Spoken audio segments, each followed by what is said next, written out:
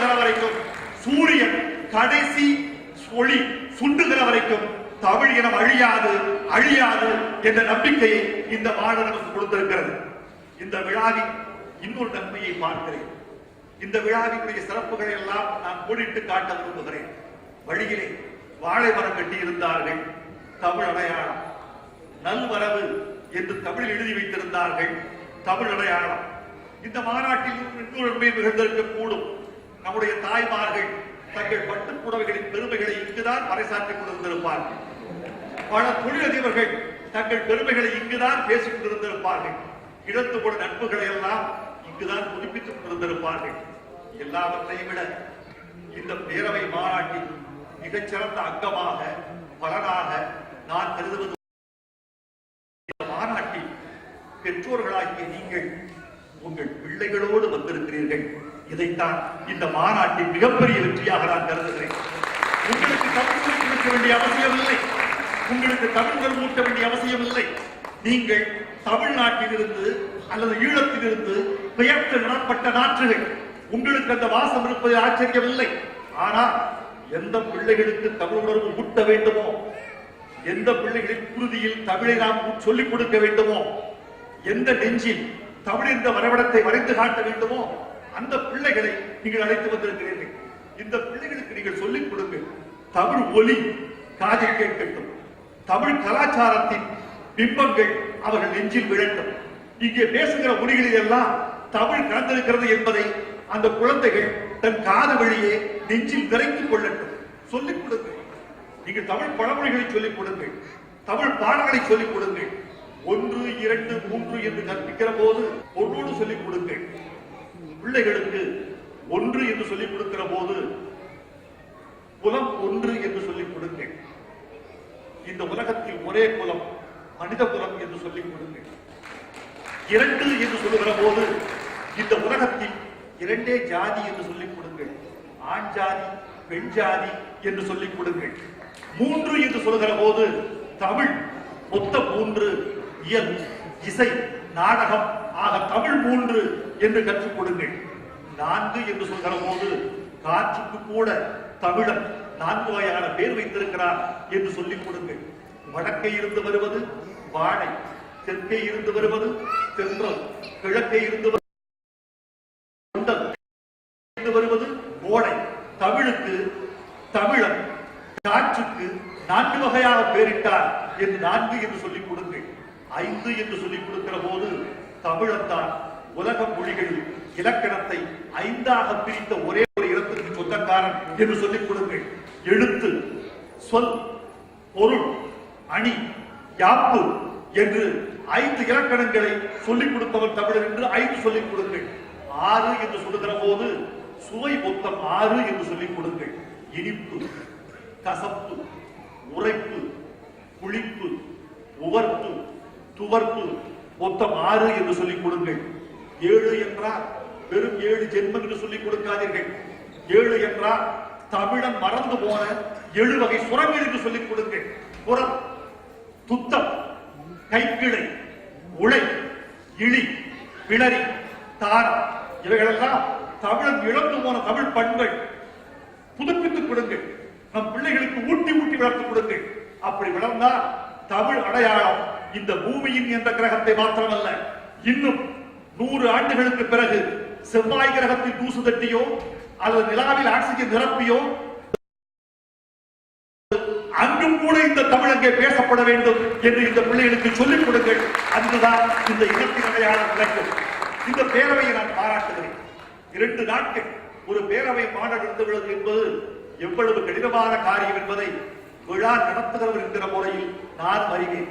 எத்தனை ஒருங்கிணைப்பு, எத்தனை கருத்து வேறுபாடு, எத்தனை சிக்கல்கள், எத்தனை உரசல்கள், இதற்கு மத்திய ஒருங்கிணைப்பு, உணவு, கருத்து இவைகளெல்லாம் சேர்த்து ஒரு மாநாடு வெற்றி பெறுவது என்பது ஒரு யுத்தத்தில் வெற்றி பெறுவது மாதிரி. வடாமரிக்க தமிழ்ச்சங்கம் பேரவை ஒரு யுத்தத்தில் வெற்றி பெற்றிருக்கிறது என்றுதான் தோன்றுகிறது. இந்த பேரவைக்கு வாழ்த்துக்களை நான் தெரிவித்துள்ளேன். உங்களுக்கு இன்னொன்றும் நன்றி சொல்ல வேண்டும் என்று ஆசைப்பட்டேன். இங்கே அருமை நண்பர் நடராசன் அவர்கள் வந்திருக்கிறார். பேரறிஞர் அண்ணாவின் பேச்சுக்களை தொகுத்து தமிழருக்கு காணிக்கையாக்கிய பெருமை நம் நண்பர் நடராசன் அவர்களுக்கு உண்டு. நீங்கள் பேரறிஞர் அண்ணாவினுடைய நூற்றாண்டு விழாவை கொண்டாடி கொண்டிருக்கிறீர்கள்.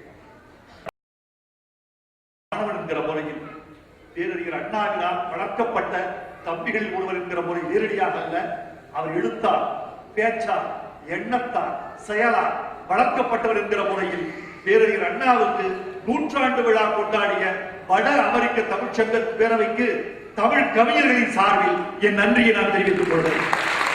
அண்ணாவை பற்றி இந்த நிலைக்கு சொல்லிக் கொடுக்க வேண்டும். தமிழனுக்கு இருக்கக்கூடிய மிகப்பெரிய குணம் என்ன தெரியுமா? தமிழனுக்குரிய மிகப்பெரிய குணம் ரெண்டு உண்டு. இது எதிர்மறை குணங்கள். நான் நம்மை குறைத்து பேசுவதாக நினைக்க வேண்டாம். நம்முடைய பெருமை எனக்கு தெரியும். வீரத்தில், மானத்தில், சுயமரியாதையில், உழைப்பில், உன்னதத்தில் நம்மை விட சிறந்த இனம் உலகத்தில் இருக்க முடியாது என்ற நம்பிக்கை கொண்டவர்களை நான் ஒருவன். ஆனால் 2 வகை குணங்களை நாம் விட்டுளிக்க வேண்டும். ஒன்று புறம்பூறுதல். இது ஒரு மோசமான கலாச்சாரம். இந்த புறம்பூறுகிற போது மறைமுகமாக இழக்கிறார் என்று நான் நினைக்கிறேன். இந்த புறம்பூறுதலை ஒழிக்க வேண்டும்.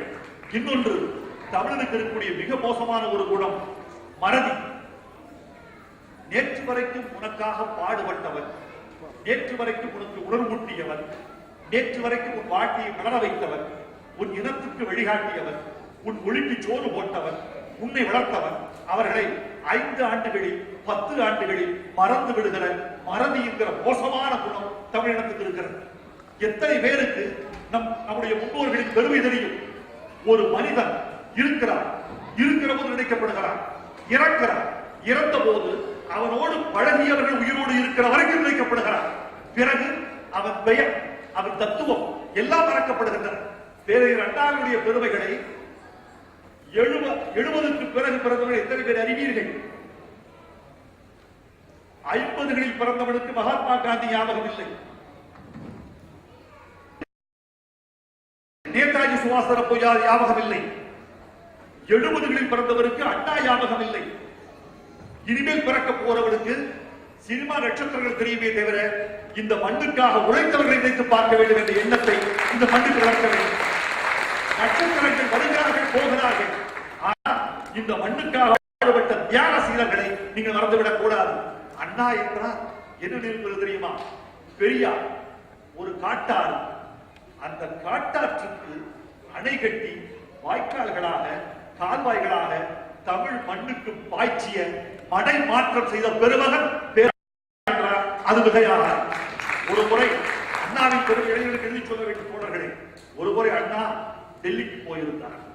டெல்லியில் நிருபர்கள் கேள்வி கேட்டார்கள். ஒருவர் விவகாரமான கேள்வி கேட்டார். பொதுவாக கேள்வி என்றாலே ஒரு விவகாரம் தான். பல பேர் கேள்வி கேட்கிற போது நான் கவனிப்பேன். அவர்கள் கேள்வியை கேட்கவில்லை, கேள்வியின் மூலமாக அந்த சபையில் தனக்கு ஒரு தனி முகத்தை ஏற்படுத்திக் கொள்ள முடியுமா என்று ஏற்பாடு செய்து பார்க்கிறார்கள். அந்த கேள்விக்கு பதிலை அவர்களை காதலிப்பதில்லை. அந்த கேள்வி அந்த சபையில் பதிவாகிறதா என்று கவனிக்கிறார்கள். கேள்வி கவனிக்கப்பட்டதை விட கேள்வி கேட்கப்பட்ட தான் கவனிக்கப்படுகிறோமா என்று பார்க்கக்கூடிய ஒரு கலாச்சாரம் இருக்கிறது. அது அல்ல, கேள்வியின் முக்கியம் கேள்விதான், கேட்கப்படுகிறவர் அல்ல. அண்ணாவை பார்த்து ஒரு நிருபர் கேள்வி கேட்டார். இந்தியாவின் ஆட்சி மொழியாக இந்திதானே இருக்க வேண்டும், நீங்கள் ஏன் மறுக்கிறீர்கள்? அண்ணா திருப்பி கேட்டார், ஏன் இந்தியாவின் ஆட்சி மொழியாக இந்தி இருக்க வேண்டும்?